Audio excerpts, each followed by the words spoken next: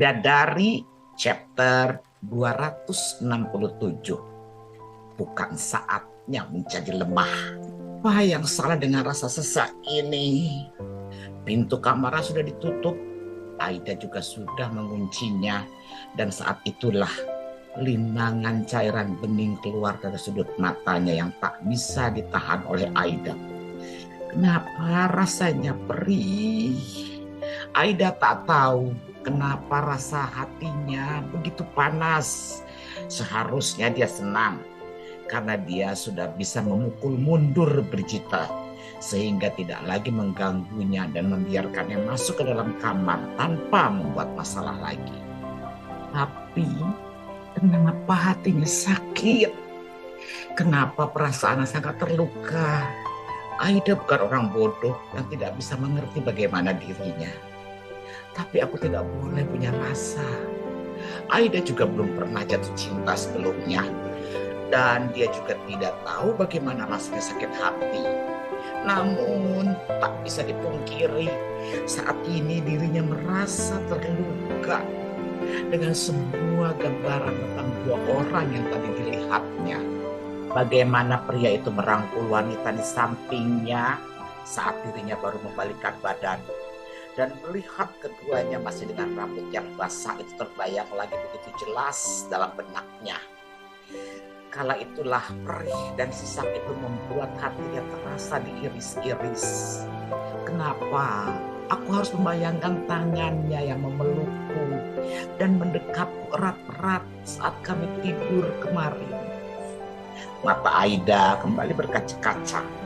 Dia berusaha berkali-kali untuk menghapus air mata itu dengan punggung tangannya.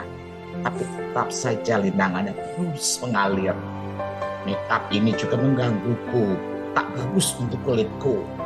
Dan saat matanya melihat bekas make up yang bercampur dengan air mata di punggung tangannya itu, segera mungkin Aida berlari ke kamar mandi. Dan tentu saja dia sudah melemparkan makanan yang dibawanya begitu saja ke tempat tidur. Air itu menyejukkannya.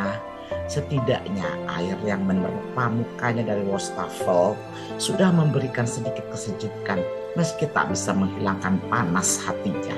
Jangan katakan kau mencintainya, Aida.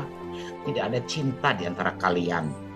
Atau kau masuk ke dalam permainannya dan dia itu seburuk-buruknya pria. Seburuk-buruknya manusia di dunia ini adalah manusia yang mengulangi kesalahannya berkali-kali tanpa pernah khawatir akan dosa-dosanya.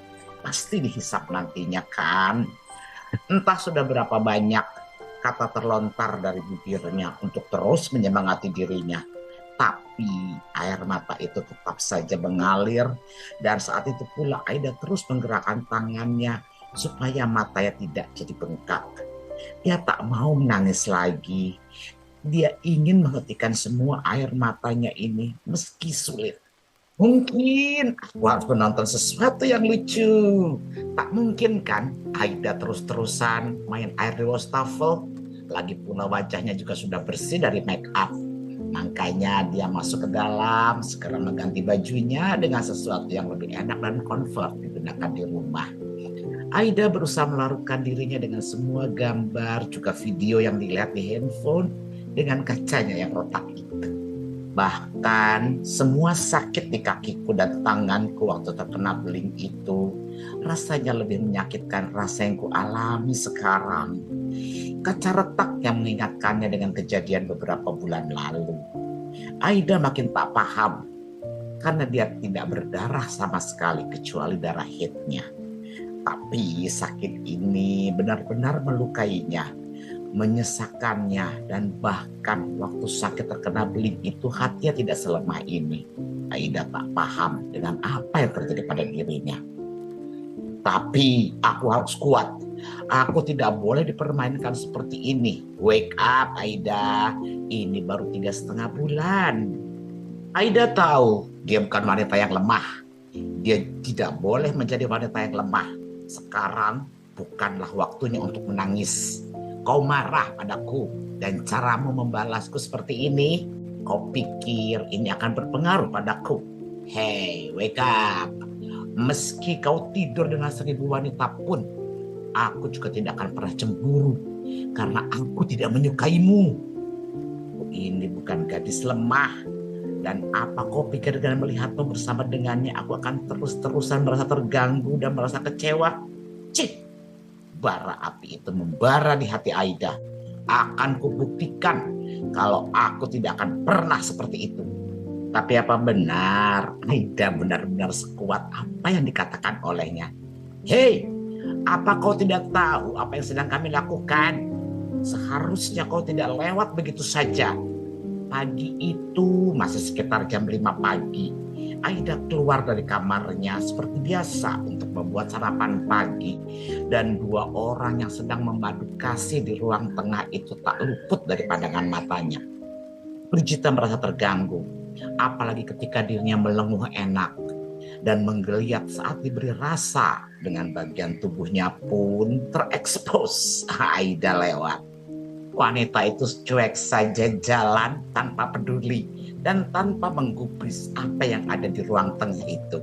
Maaf Nyonya, Anda kalau mau melanjutkan, lanjutkan saja. Aku pun tak peduli. Aku hanya ke dapur untuk melakukan apa yang jadi tugasku. Dan aku sering kok melihat kucing kawin waktu di kampung, itu tidak menggangguku sama sekali. Kau! Brigita geram melihat wanita yang matanya tetap lurus ke depan, tapi kata-katanya masuk ke dalam hati Brigita, membuat emosinya membara. Aku tidak mau masakan buatanmu, katanya dia langsung menyentak. Kekasihku bisa memasak lebih enak daripada dirimu, dan sekarang pergi dari sana, jangan mengganggu kami. Kalau begitu katakan padaku, sekarang aku tidak akan salah jika aku tidak membuatkan sarapan pagi. Kalau Anda tidak mau saya melihat kejadian seperti ini lagi, cukup beritahu apakah saya harus buat makanan pagi atau tidak untuk hari esok dengan note di kulkas. Bagaimana Nyonya? Aku bilang aku tidak butuh masakanmu. Di sana. Cobaan pertama pagi itu, Aida harus melihat sesuatu yang memang tidak ingin dilihat olehnya. Benar-benar Aida tak paham dengan orang yang tidak tahu malu seperti itu. Di rumah ini bukan hanya mereka berdua, tapi berani mengekspos dirinya, membuka aset tubuhnya seberani itu. Aida memang tidak melihat secara detail, karena dia juga jijik dengan ini. Brigita menginginkan sesuatu yang wild. Dia memang meminta Reiko untuk bermalam di ruang tengah. Bukan sesuatu yang ingin dilihat oleh Aida, tapi hal yang seperti itu terus saja mengganggunya, melukainya berkali-kali, hingga Aida tak lagi menangis dengan air matanya, hanya perih yang tersisa yang terus ditekan dalam hatinya. Aida sudah berusaha menghindar, tapi tetap saja setiap harinya dia harus melihat mereka. Hari Senin, Aida berharap mereka pergi bekerja. Tapi tidak, mereka justru bercinta seharian. Sama seperti hari Selasa, Rabu, Kamis, dan Jumat itu. Sebenarnya jam berapa sih mereka tidak akan menggunakan dapur, ruang tengah, atau kolam renang? Apa perlu aku minta jadwal jam berapa aku harus keluar dari kamar tanpa bertemu keduanya? Aida sampai gemas sendiri, tak mengerti dirinya. Karena sudah berhari-hari ini sepertinya mereka mengganti ruangan pribadi mereka di dalam kamar ke lantai dasar. Dirinya menjadi sangat sulit sekali. Setiap kali dia mau keluar mengambil makanan atau mengisi pitcher airnya, mereka selalu ada di sana. Kadang mereka sedang menonton TV dan bercinta. Kadang keduanya sedang makan bersama atau Reiko sedang memasak untuk kasihnya. Awal-awal ini memang membuat Aida sulit. Masakan pria itu sangat menggoda harumnya. Sedangkan dirinya ingin memasak sesuatu pun jadi tak bisa karena tak mau berlama-lama melihat keduanya. Alhasil, Aida selalu kembali dari dapur dengan membawa minum dan kue-kue atau buah. Hanya itu saja yang paling cepat yang bisa didapatkan olehnya. Ini sudah hampir seminggu dan saat ini adalah yang terparah. Bukan hanya ada aku, tapi ada housekeeping yang mau membersihkan kamarku juga. Dan tentu saja mereka pasti melihat apa yang dilakukan keduanya. Tapi tetap mereka tidak tahu malu kah? Aida tak tahu apa yang mendasarkan kedua orang itu mengecup satu sama lain dan berpelukan di ruang tengah tanpa peduli. Iya, biasanya walaupun ada housekeeping, Aida tidak melihat sampai separah ini. Paling Reiko yang lagi memasak karena waktunya makan siang atau mereka sedang makan siang. Sungguh, kalau dirinya sendiri melakukan itu, pasti Aida tak akan berani menunjukkan wajahnya lagi pada housekeeping. Dia sangat malu dengan orang-orang yang membersihkan apartemen itu. Dan sebenarnya Aida juga tidak mau melihat ini. Tapi apa boleh buat? Kamar sedang dibersihkan dan dia tidak mungkin kan berada di dalam. Hei, sudahlah. Demi kewarasan diriku juga, mendingan sekarang aku ke dapur saja. Tak pedulilah mereka mau melakukan apa. Bagus juga karena housekeeping sedang membersihkan kamarku, jadi aku bisa pura-pura ke dapur lebih lama dan aku bisa masak sesuatu untuk perutku sendiri. Aida sudah 6 hari dia tidak makan apapun dari masakan yang memang untuk manusia. Hanya biskuit dan buah. Makanya saat ini kesempatannya membuat sesuatu secepat mungkin. Sesuatu yang bisa membuat dirinya kenyang, porsi besar yang akan dibawa ke kamar olehnya. Itulah harapannya. Masih ada mie godok. Hahaha. Akhirnya aku bisa makan makanan yang hangat, berkuah dan mengenyangkan. Bukan tanggung-tanggung porsi yang dibuat oleh Aida itu semangkuk besar. Bisa menampung 2 liter air. Senyum Aida merekah. Dia juga membuat 1 cangkir minuman hangat. Teman untuk menghabiskan 1 mangkuk besar itu. Dan keberuntungannya lagi, housekeeping membersihkan kamarnya sesuai dengan prediksinya. Setengah jam Aida membuat makanan bertepatan dengan mereka selesai. Aida bisa melihat mereka melewati dapur menuju ke pintu keluar. Kamarnya adalah kamar yang terakhir dibersihkan dan sekarang Aida dengan nampan membawa mangkuk dan minumannya itu. Dia melangkah senang menuju ke arah kamarnya tanpa peduli dengan siapa yang di ruang tengah itu. Berhenti! Tapi sayangnya suara bariton membuat dia tak bisa melangkah.